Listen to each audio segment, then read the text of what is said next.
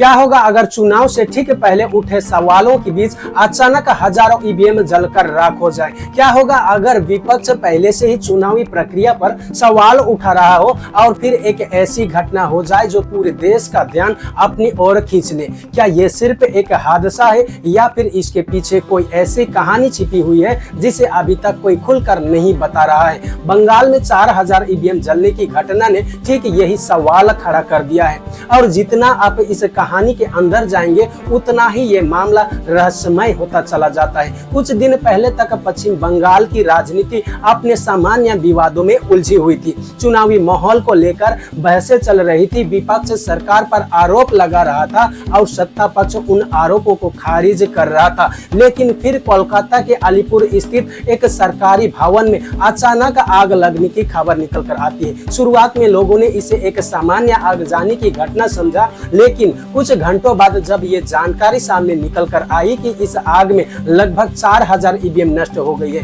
तो पूरे राज्य में राजनीतिक भूचाल आ गया। सवाल उठने लगे, आखिर इतनी बड़ी संख्या में ईवीएम एक ही जगह क्यों रखी गई थी? सुरक्षा के क्या इंतजाम किए गए थे? और सबसे बड़ा सवाल, आग आखिर कैसे लगी? लेकिन कहानी यही खत्म नहीं होती है, बल्कि यहाँ से शुरू होती है, क्योंकि आग लगने की खबर के तुरंत बाद विपक्षी नेताओं ने तीखी प्रतिक्रिया देना शुरू कर दिया। कुछ नेताओं ने कहा कि ये महज संयोग नहीं हो सकता है। कुछ ने दावा किया कि चुनाव से पहले ईवीएम को लेकर जो विवाद सामने आ रहे थे, ये घटना उसी श्रृंखला की एक कड़ी हो सकती है। सोशल मीडिया पर पुराने वीडियो, पुराने आरोप और पुराने विवाद फिर से वायरल होने लगे। लोग पूछने लगे, अगर सब कुछ सामान्य था तो फिर इतनी बड़ी संख्या में मशीनें एक साथ कैसे जल गई? क्या ये सिर्फ एक लापरवाही थी या फिर इसके पीछे कोई और वजह हो सकती है? लेकिन रुकिए, अभी सबसे महत्वपूर्ण हिस्सा बाकी है। दरअसल पिछले कुछ वर्षों में भारत में ईवीएम को लेकर समय समय पर राजनीतिक विवाद होते रहे हैं। लगभग हर चुनाव के बाद कोई न कोई दल मशीनों पर सवाल उठाता रहा है, जबकि चुनाव आयोग लगातार कहता रहा है कि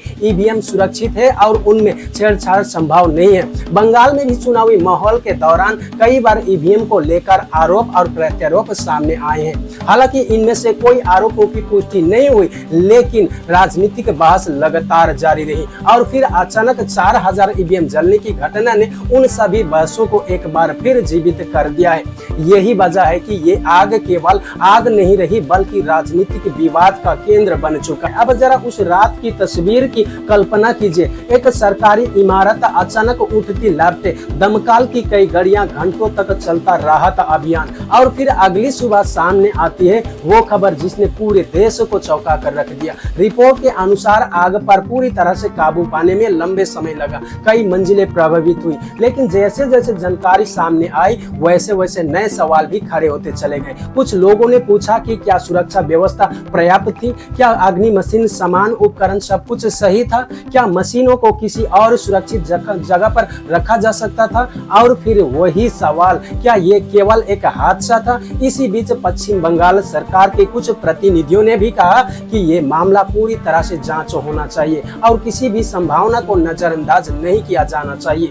वहीं पर विपक्ष ने जांच से पहले ही कई गंभीर सवाल खड़ा कर चुका है। राजनीतिक बयानबाजी तेज हो गई है, टीवी डिबेट्स शुरू हो गई है, सोशल मीडिया पर हैशटैग ट्रेंड करने लगे, हर कोई अपने अपने निष्कर्ष निकालने लगा है। लेकिन दिलचस्प बात यह है कि जांच एजेंसियों ने अभी तक कोई अंतिम निष्कर्ष सार्वजनिक नहीं किया है। यही वजह है कि सच्चाई और अटकलों के बीच की दूरी लगातार बढ़ती जा रही है। अब यहाँ पर एक महत्वपूर्ण बात समझनी होगी, किसी भी लोकतंत्र में चुनावी प्रक्रिया पर जनता का भरोसा सबसे महत्वपूर्ण होता है। जब ईवीएम जैसे संवेदनशील चीज से जुड़ी कोई घटना घटती है तो स्वाभाविक रूप से सवाल उठते हैं। लोग जवाब चाहते हैं, वे जानना चाहते हैं कि क्या हुआ है, क्यों हुआ और आगे ऐसी घटना दोबारा ना हो इसके लिए क्या किया जाएगा। यही कारण है कि बंगाल की ये घटना केवल एक राज्य की खबर नहीं रह गई, बल्कि राष्ट्रीय चर्चा का विषय बन चुकी है।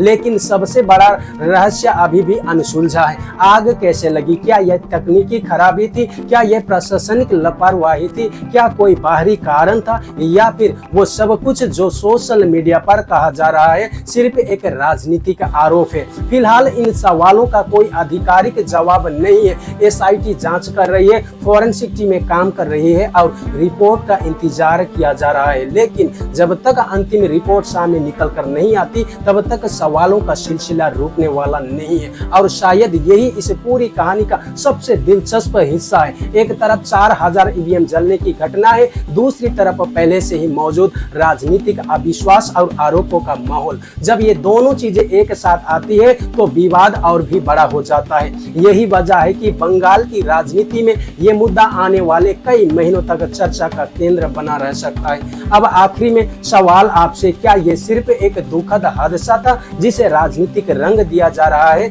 या फिर जांच में कुछ ऐसा सामने आएगा जो आज की सभी बहसों की दिशा बदल देगा?